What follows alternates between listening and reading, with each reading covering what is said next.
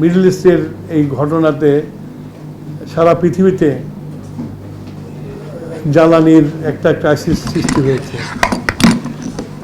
আমরা তো এই পৃথিবীর মধ্যে আছে, এই গ্লোবের মধ্যেই তো আমরা আছি, তো আমাদেরও তো শর্টেজ হয়ে গেছে। যেগুলো কমিটমেন্ট ছিল সেগুলো আসা বন্ধ হয়ে গেছে। তো স্বাভাবিকভাবে ওদের সাথে আলোচনা করলাম আমরা যে তারা আমাদেরকে এই ক্রাইসিস মুভমেন্টে আমাদের কী কোঅপারেশন করতে পারে। এটা দুই অ্যাম্বাসাডারকে একই কথা বলছে এবং যে অ্যাসিস্ট্যান্ট সেক্রেটারি আসছে তাকে বলছে যে আপনারা আমাদেরকে এই মানে একটা লং টার্ম আমরা আপনাদের সাথে যেতে চাই, আর দুইটা হলো যে এখন যে ক্রাইসিস পিরিয়ডে আমাদেরকে সাপোর্টের জন্য আমরা রিকোয়েস্ট করেছি এবং তারা বলছে তারা এটা কথা বলবে, কথা বলে আমাদের জানাবে। তাদের এটা বিষয়ে মানে ক্যাপিটালে না, এটাই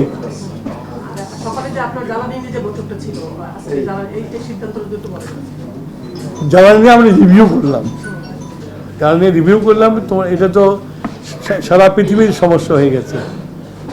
তো আমরা যতটুকু আমাদের যেটা আছে সেটা নিয়ে আমরা কিভাবে সাশ্রয় করে চালাতে পারি সেই জিনিসগুলো আমরা আলোচনা করলাম এবং আমার মনে হয় যে আমাদের মন্ত্রণালয় থেকে একটা প্রেস রিলিজ বের হবে এই ব্যাপারে আর কি।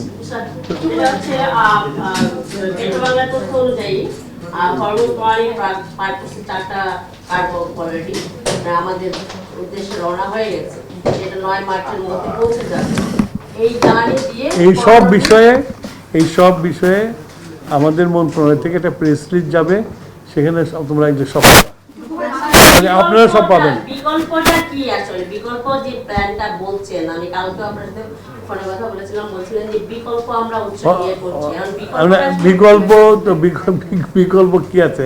আমার হাতে যা আছে সেটাকে সাশ্রয়ীভাবে ব্যয় করতে হবে যতক্ষণ পর্যন্ত আমার সাপ্লাই লাইন ঠিক না হবে। না স্যার, যে জ্বালানিটা আমরা পাবো, মানে যে কার্ডগুলো আসবে, এটা দিয়ে বড়জোর 12 থেকে 15 দিন যাবে।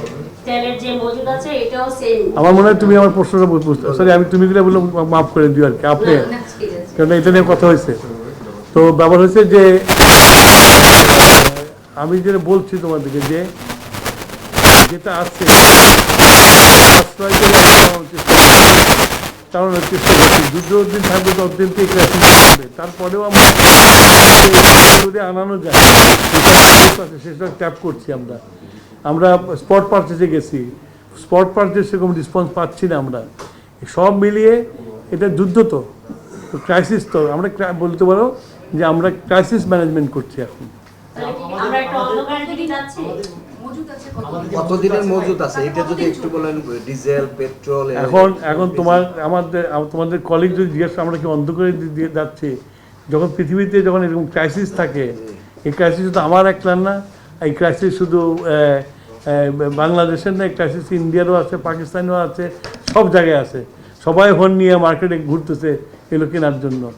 তো অন্ধকারে যাবো না, আলোতে থাকবো, এইটা কমেন্ট করা তো আমার জন্য সম্ভব না। আমরা চেষ্টা করছি যাতে কোনো ডিজাস্টার না হয়, সেটা চেষ্টা করছি। বিএনপি দায়িত্ব নেওয়ার পরপরই এরকম একটা চ্যালেঞ্জ, একটু জানতে চাই, আপনি বলছিলেন ঘুরিয়ে ফিরিয়ে বলছিলেন পজিটিভ কথা, মানে মানুষের মধ্যে তো আসলে এক ধরনের আতঙ্ক তৈরি হয়ে গেছে, তো সেইটা মিটিগেট করার জন্য আসলে আপনি কি বলবেন? আমি তো বারে বারে একটা কথা বলছি, আমার হাতে যা আছে সেটাকে আমরা সাশ্রয়ভাবে ব্যবহার করে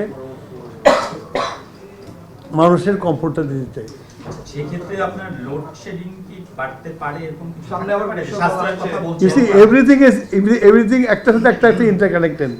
কারণ আমার মুখ দিয়ে যদি বসায় দিয়ে কথা নিতে চাও, তাহলে আমি তো বলতে রাজি না। তুমি you are a very intelligent person, you understand যখন এরকম ক্রাইসিস হয় তখন কি হতে পারে, তাই না?